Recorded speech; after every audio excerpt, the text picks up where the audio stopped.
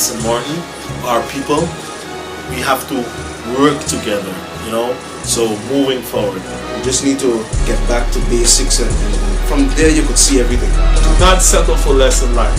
And entrepreneurship is the best way to go. Working for yourself, 2 thumbs up. Good afternoon, St. Martin. Welcome. This is your boy Rolla Jr. with Strictly Business. Back on the air every Sunday and every Wednesday, as you know. St. Martin, how you doing? You know, I see on the road, when you drive on the road, you know, we're having a hurricane coming, and you know, it's going to be tough, but we have to prepare for it, you know, but we hope for the best, and we pray that the hurricane doesn't come to St. Martin. You know, I pray every day that it shifts or even breaks away, because I don't want it to come to St. Martin. I don't want it to go no other islands, you know. As you see, Hurricane Harvey was in Houston, and really every time a hurricane goes to a country, the country goes 10 years or even more behind, because they're going to need money to restructure the whole infrastructure of the country, fix back the country, and so people can have houses and etc. to live in, you know. As you see in the United States now, all the big stars, people with money are trying to send money to Houston to help the country, so the country can get back on their feet, you know. And we're going to have a hurricane coming now, by the name of Irma. So we just hope for the best, and we're going to be good. I believe St. Martin is going to be good, but, well, we have to still pray and prepare for it, okay? Before going into our program, because we want to go more into the hurricane, how to prepare, and how to move on, let me just talk about, let me just hail our sponsors. GB, thank you so much. GB, thank you for being with us, GB. I hope you're preparing yourself, because, you know, this hurricane is coming. So thank you for being with us. Strictly Business, we appreciate it so much. SS Radio, thank you so much. SS Radio, thank you so much for being with us. We appreciate it that we can be on SS Radio every week. Jerkies, thank you so much. Jerky, right there on Illage Road. If you're looking for your jerk pork, jerk ribs, go right there on Illage Road by Jerky. Jerky is waiting for you. If you're looking for your jerk ribs, jerk pork, and of course Johnny Cakes, you can also go by the Plaza Casino and you can get your food. Plaza Casino is open till midnight, or maybe sometimes even after midnight. We also would like to thank Jimmy. Thank you so much, Jimmy. Jimmy's right there on the cornfield, right in front of Subway. Thank you so much for being with us. We appreciate it so much, Jimmy. We also would like to thank Aki Supermarket. Thank you for being with us. Aki Supermarket, the best supermarket in the world. Remember, you're going to look for your water, your food, canned food, whatever is you need to use within the hurricane. You can go right there at Aki Supermarket. Thank you to all our special sponsors, and of course we're going to go into the program now. We're going to talk about the Hurricane Irma, who's going to be coming. As you know, every day I read the papers. Every day, because it's important to read the newspapers. You know, it's very important to read the papers. So in the papers here, you can see they had a checklist, and of course the hurricane shelters we're gonna have. So let me start by letting you know the hurricane shelters that's gonna have. I see here 2017 hurricane shelters tentative. Okay, so most probably these are gonna be the hurricane shelters. New Testament Baptist Church, AC Canagita Street, Phillipsburg, St. Mary Lawrence School, Ellis Drive 01, Mid-Region, St. Martin Academy, Cooper Drive, Cul-de-Sac, Milton Peters College, LB Scott, Southby Road, Rupert Youth Community Center, St. Peters Road, St. Peters, Leonard Connors School, Venus Drive, Kibbe, Allen Harley Community Center, Simpson Bay Road, Simpson Bay, National Institute for Professional Advancement, K Hill, Christian Fellowship Church, Welfare Road 95, Colby.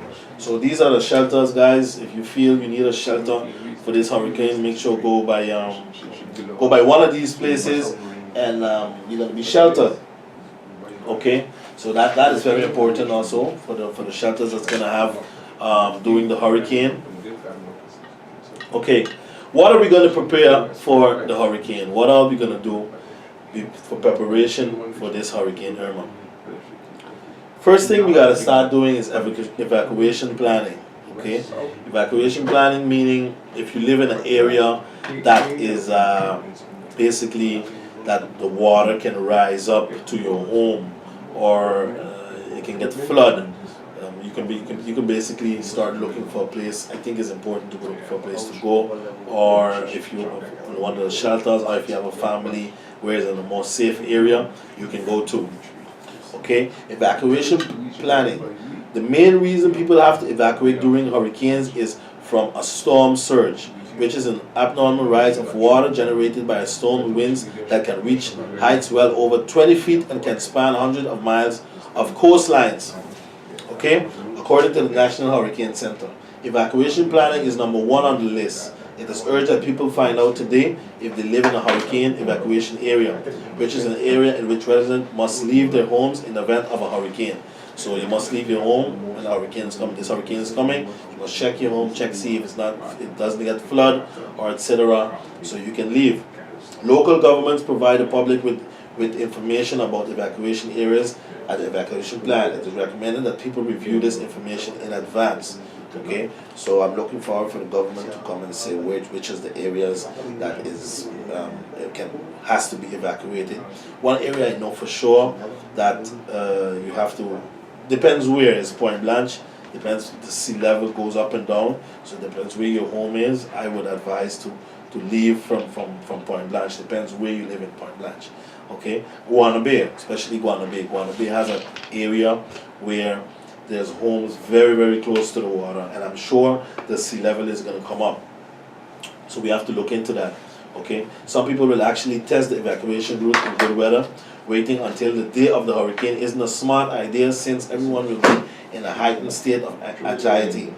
While people who live in storm surge areas fall within areas that are urged to evacuate during a hurricane, people who live outside of these zones should still look into safety precautions during a hurricane, like I just said. So you have to look into where you can go stay. Try to get somewhere to stay, because if you stay there, your life is in danger, and you're gonna be there with your family, your kids, and whatnot. Okay. Me myself, I live in Point Blanche. I live very close to the sea, but I'm not gonna stay there for the hurricane because the sea level is gonna come up. So I'm gonna be evacuating my home from there. Second of all, we have to start buying supplies. Right? The most important thing is buying supplies well in advance and keeping those supplies on hand. Okay, because don't wait until Tuesday, Wednesday to run to the supermarket. Start going for now. Buy your bottles of water. Buy water. I never myself experienced a hurricane. I heard of hurricanes. My dad, of course, told me about hurricanes. My mother also.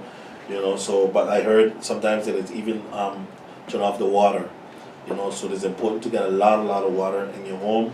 Because you're gonna have to use the bathroom. You're gonna have to drink water, and much more. So that is very, very important. Of course, food and whatnot. If you wait until the hurricane is on your doorstep, you're going to be waiting in a long lines, and they can even be out of the stuff you need. Indeed, right there at some of the supermarkets, some people has come a little late, they don't have no water, they run out of water. So you're gonna have to look into that. While evacuation shelters do provide supplies, shelters can get overrun and may not have enough supplies. Okay, make sure you have water, food, blankets, and clothing. That's very important. First aid kit. Make sure you have a first aid kit, because you never know what can happen. Something can fall on you, fall on a family of yours. You're gonna have to deal with it. So make sure you have a first aid kit. Battery powered or hand crank radio. Okay, maybe you have a battery power. You can get one of those radios. That if communication go off, you can talk to somebody on those little radios, or you can get signal with police officers and whatnot. Okay. Flashlight and batteries. Make sure you get your flashlight and batteries, because power is gonna go off. That's one thing it's not gonna stay. Power is gonna go. Try to get a whistle to signal for help. If anything, get your whistle put there. If you're gonna signal for help, something might go wrong. You have your whistle. You can signal for help. Okay. Another thing which is very important: check insurance coverage. Okay, go by your insurance company. Go by your house is insured. Go by them. Ask them.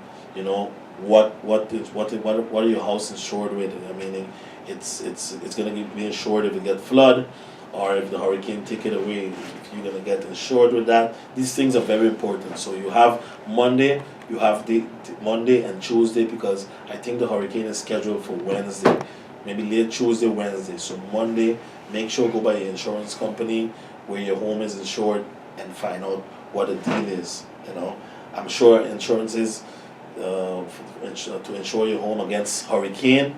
I know it's a high fee because we're St. Martin, so we're in the zone of hurricanes. You know, property owners and renters should be sure to insure their homes against flooding.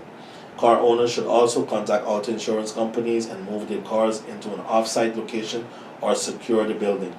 Okay, you won't be able to take every vehicle you own to the shelter. That's true. But if you leave the vehicle outside, it could be seriously damaged. So try to get somewhere safe to put your vehicle, you know, where water can't get in or whatever, because as you see in the Hurricane Harvey in Houston, I mean, a lot of damage. Water was up to a level on land, you know. So that is very important to check with your insurance company, you know, where you stand. One thing I didn't even stand quiet and think of, I see, make copies of important documents. That is very important. You know, that's why it's important to read a lot, read books, read online, because there's some simple things that you might not think of. You know, I personally didn't think of this. You know, you make copies of important documents and you put them in a safe spot. Because remember, when everything breaks down and etc., you need your documents to prove that, hey, this is my land, or hey, this is my house, or this is my car, or whatnot. So make sure, get a spot where you can put your documents, even make extra copies, or you can even go to the bank, open a safety deposit box, and put copies in there. Something happened in that building too, but most banks are very safe, and they're covered in somewhere, you know, that is good concrete. So that's very important. So I think you should check on that. You know, those living or near hurricane areas should make copies of proof of ownership documents of any property not limited to their homes, cars, and boats. Okay, these documents can be stored in the hurricane kit or in any safe location that does not risk being damaged during the hurricane. Okay, so like I just said, you know, you look for a location for your documents where it's going to be safe, where the chance is very high that nothing is going to happen to that. Okay, if a hurricane levels your house, you have to prove that it is your house, indeed, which I said, you know, if a hurricane come to a level of high to your house, you have to prove that after the hurricane, that's your home. Okay, another important point that I have here is protect your home. Okay, resident and tenants should inspect their home to confirm that there is no damage that a hurricane could increase. Any issues with the overall structure should be repaired, including loose shingles or damaged roof. If you have a roof, for example, if you're using whatever you have on your roof, try hold it down, pin it down, make sure it's tight. You know, anything can happen, but double check these things. These things are very important to double check. You know, don't wait till the last time, because sometimes a lot of people get lax. No man, we don't get a hurricane. Let's pray. Indeed, we have to pray, and we have to pray because God is going to help us. But you don't know. You know, these things are nature, so you still have to do the precaution, do whatever you have to do. Okay. Any possible compromises to the roof or house will become an open avenue for strong and gusty winds. Residences with yards should also make a list of anything laying on the ground outside that could get tossed into the air and become a weapon during high winds. Okay, so outside, make sure you don't have, sometimes we have old cars or old ACs, iron thrown down, you know. So make sure that these things are put in somewhere or bring them to the dump. We still have a few days. Brian Barry just walked in, you know, a lot of traffic up there. Yes, sir.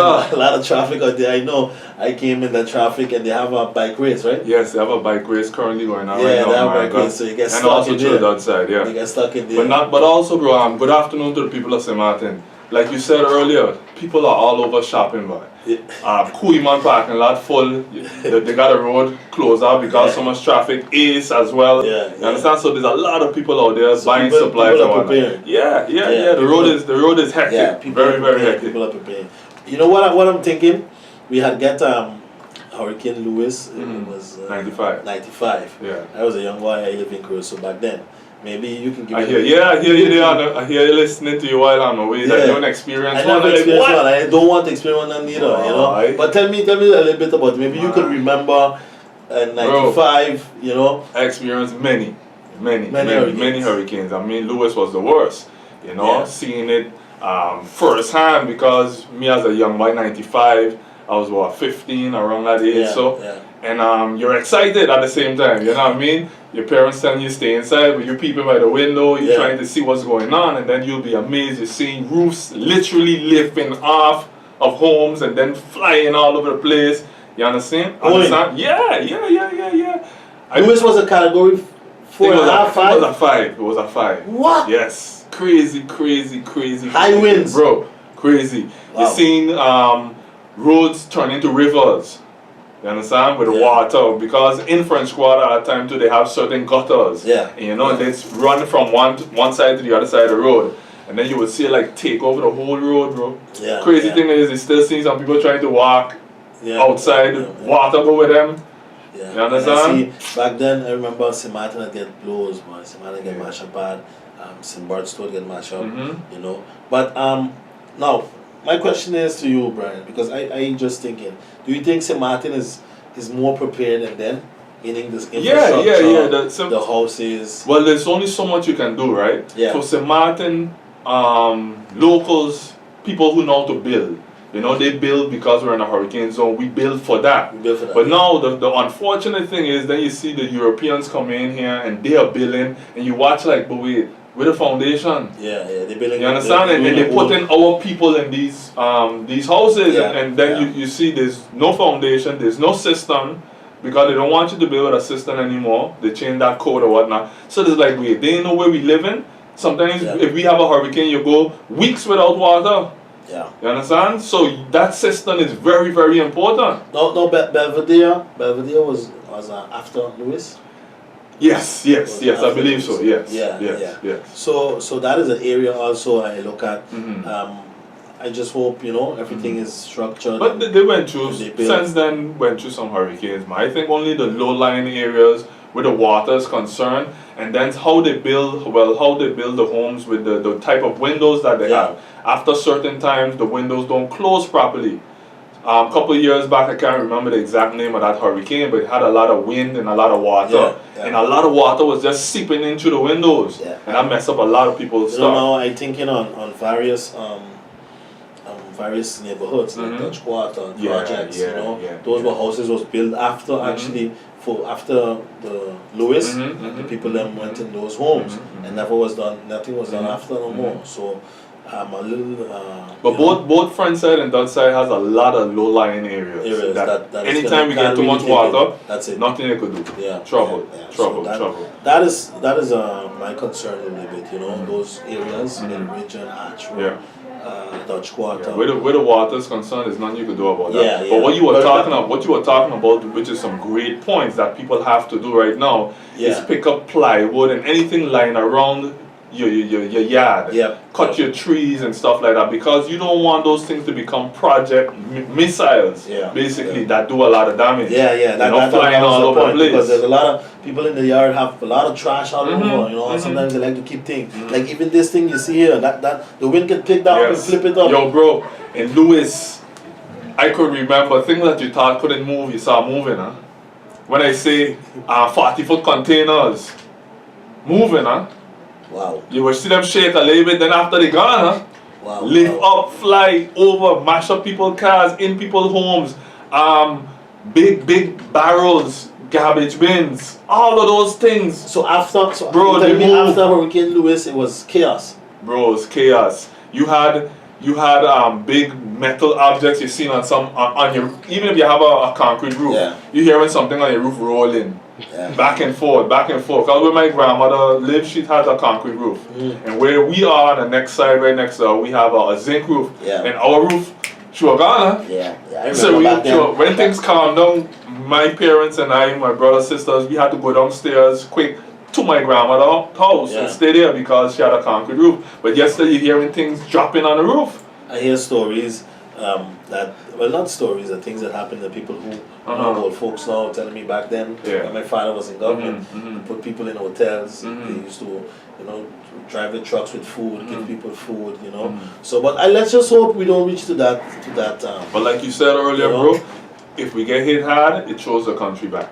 Big time. Throws you back. All the progress. We're not in a way to go back now. At all. You know, so I don't want to reach to that point in St. Martin. You know, I really don't. You know, our last point that I had here: back up your electronics. You know, like batteries.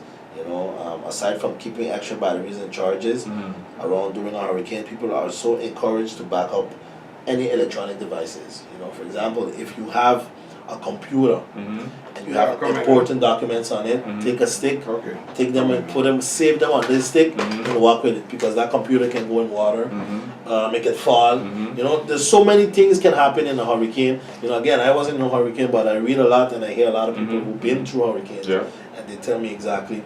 But they have evacuation areas here in St. Martin, because I just did only the shelters. But I mean to say like areas, because I was talking about Point Blanche, like government really declared that. Well, they only always mention low-lying areas. You know, if you know your place is going to get flood, you know, in advance, go somewhere else. You know, go with a family member or go in a shelter.